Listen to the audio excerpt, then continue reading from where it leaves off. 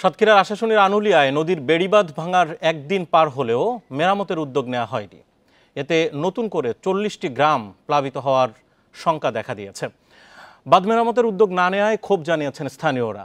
তবে পানি উন্নয়ন বোর্ড বলছে জনবল সংকট থাকায় মেরামত কাজ শুরু করা যায়নি। বান্ডেল থাকলে প্রতি সেনমানিতে টাকা বাঁচবে। বিকাশ সেনমানি বান্ডেল কিনে জিতুন প্রতি লেনদেনে। সোমবার খোলপেটুয়া নদীর বিছট পয়েন্টে ১৫০ ফুট বেড়িবাঁধ নদী গর্ভে বিলীন হয়ে যায়। এতে বল্লভপুর, নয়াখালী সহ ৬টি গ্রাম প্লাবিত হয়। পানিতে ভেসে যায় ৫,০০০ হেক্টর জমির বাগদাগেহের। নষ্ট হয়েছে ১,০০০ হেক্টর জমির বোরো ধান। শতাধিক বসতবাড়ি ডুবে যাওয়ায় দুর্ভোগে পড়েছেন কয়েক হাজার মানুষ। ঘরবাড়ি হারিয়ে নিঃস্ব এসব পরিবারের দাবি, আগামীতে যেন টেকসই বেড়িবাঁধ নির্মাণ করা হয়। গত চিংড়ি চাষ প্লাবিত হয়ে গেছে এবং আমার ঘর বাড়ি এবং এলাকায় আরো ৫ শতাধিক ঘর প্লাবিত।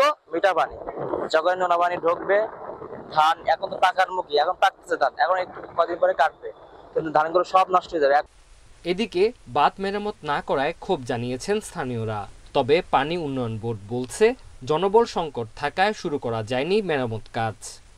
বিভিন্ন জায়গায় হচ্ছে বড় বড় যে বাঁধ, আমরা এই ধরনের একটা টেকসই বাঁধ চাই। প্রশাসনের সহযোগিতা নিয়ে আমরা বেড়িবাঁধ রিপেয়ার করার চেষ্টা করতেছি।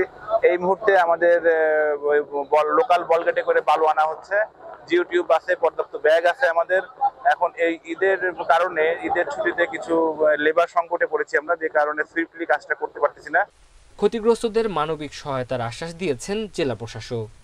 বাড়ি ঘর বের না হয়ে আসুক, কারণ আমরা এর মাঝখানে যে আমরা অলরেডি দেখেন এদিকে যে টিউবের কাজের জন্য আমরা কাজ করছি, আমরা মানে এটা সমাধান হচ্ছে যে এটা বন্ধ করে দিলেই মানুষজনের যে ওই জায়গাটা কিন্তু সমাধান হয়ে যাবে।